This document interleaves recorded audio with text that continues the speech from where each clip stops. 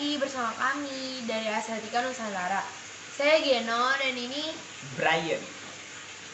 Jadi karena dari kemarin kita jarang upload, itu karena ya kita sibuk kuliah, kerja.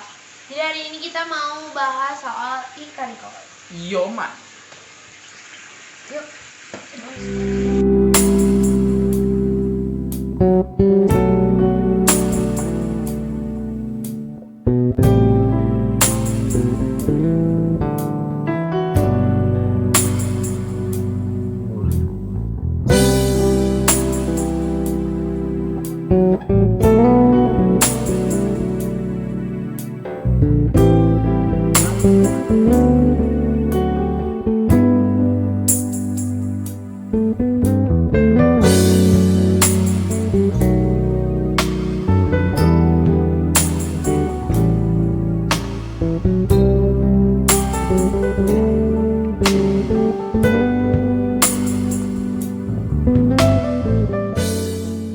Jadi penamaan ikan koi ini awalnya itu nishigi koi yang diambil dari bahasa Jepang.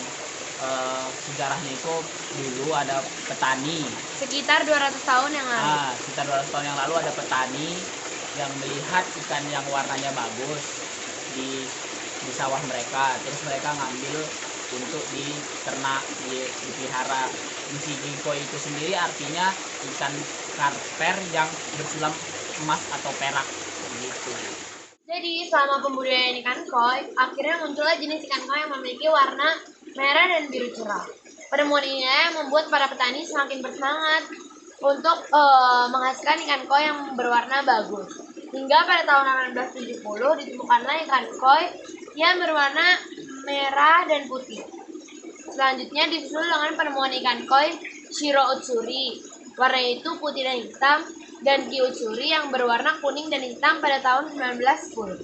Kepopuleran ikan koi di Jepang bermula saat ikan koi jenis Niigata dipamerkan pada suatu pameran tahun 1914 di Tokyo. Nah, sejak saat itu ikan koi mulai menjalar hingga ke seluruh Jepang. Dari Jepang inilah ikan koi kemudian menyebar ke seluruh dunia, menjadi ikan hias yang paling populer untuk dipelihara. Nah, sejarah ikan koi sendiri di Indonesia itu awalnya Kaisar Jepang yang namanya Kaisar Akihito berkunjung ke Indonesia. Terus dia melihat Mampir ke Istana Bogor. Dia mampir ke Istana Bogor pada tahun 1962. Terus dia melihat ikan emas yang ada di Istana Bogor cakep-cakep. Terus dia kepikiran untuk menghilangkan antara ikan emas dengan ikan koi yang ada di Jepang. Begitulah sejarah masuknya ikan koi di Jepang. Sejarah berkembangnya ikan koi di Jepang. Sejarah berkembangnya ikan koi di Indonesia sendiri. Jadi Kaisar Jepang yang namanya Kaisar Akihito mampir ke Istana Bogor. Terus dia melihat ikan emas di Istana Bogor itu cakep-cakep. Terus dia kayak memiliki keinginan untuk menghilangkan ikan emas Indonesia dengan ikan karper yang ada di Jepang. Setelah dia menghilangkan ikan-ikan tersebut, ikan-ikannya jadi lebih cakep warnanya maupun bentuk tubuhnya. Sebagai hadiah dari hasil silang tersebut, dia memberikan beberapa ikan hasil silangan ikannya itu ke Indonesia. Tapi sumber lain juga bilang pada tahun 1991 Kaisar Akihito bawa ikan koi itu sebagai cenderamata untuk Presiden Soeharto. Ada juga sumber lain yang mengatakan di 1981 sampai 1982 ada seseorang bernama Hani Moniaga yang membawa ikan koi ke Indonesia, tapi tidak dijelaskan secara terperinci siapa Hani Moniaga tersebut. Gitu.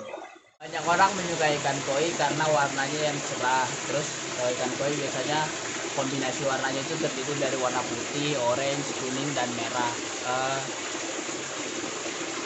Biaya perawatan ikan koi juga relatif murah dan sederhana, namun kita harus telaten dalam merawatnya. Gitu. Tahun ini kami terus membudidayakan ikan koi dengan telaten dan hati-hati dalam memeliharanya.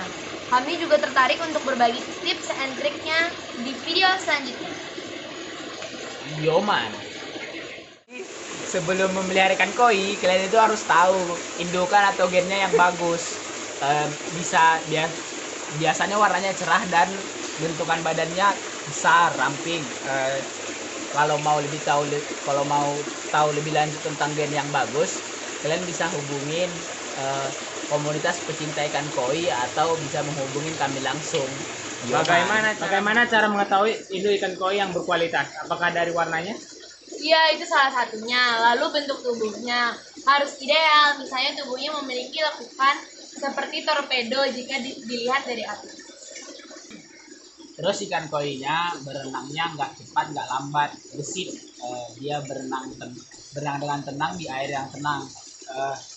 Untuk warna ikannya cerah, bentukan badannya bagus, dan untuk jadi indukan itu umurnya minimal 2 tahun ke atas supaya menghasilkan anak-anak yang cerdas, produktif, dan efektif. Dan yang seperti dinyatakan sebelumnya, warna yang cerah dan bentuk tubuh yang ideal itu sangat penting ya guys. Itulah ciri-ciri induk ikan koi yang berkualitas. Yo man. Jadi yang kedua itu, sebelum memelihara ikan koi kita perlu memperhatikan kolamnya, kolam atau tempat tinggal ikan koi, kayak akuarium, kolam tanah maupun kolam buatan seperti kolam beton. Tapi perlu diingat, hindari penggunaan kolam terpal, begitu. Apakah bahaya jika ikan koi ditempatkan di kolam yang terbuat dari terpal? Bukannya kalau dari terpal presentasi hidup ikan lebih lama? Betul, itu salah satu kelebihannya. Tapi terpal itu juga mudah bocor dan mudah lapuk kalau terkena hujan. Terus terlebih lagi kolam terpal itu tidak memiliki mineral yang umumnya bisa didapat dari kolam tanah. Dan gak awet juga karena rata-rata usia kolam terpal sekitar 2 tahun. Berbeda dengan kolam yang terbuat dari semen atau beton. Idealnya kalau kita membuat kolam tanah ataupun kolam beton, ketinggian airnya itu rentang 40 sampai 60 cm, dan kalau bisa selebar atau seluas-luasnya. Sebelum kita lanjut lagi, jangan lupa untuk like dan komen, dan jangan lupa subscribe channel kami. Yo man.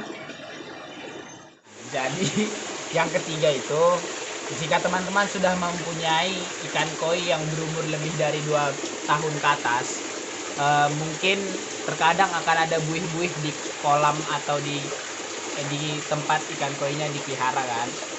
Di saat itu ikan koinya pingin kawin, pingin beranak pinak. Di saat itulah teman-teman memerlukan media atau tempat bertelur dari ikan tersebut. Biasanya medianya itu kakaban, bisa yang alami kayak eceng gondok dan lain-lain, bisa juga dibuat. Kalau teman-teman penasaran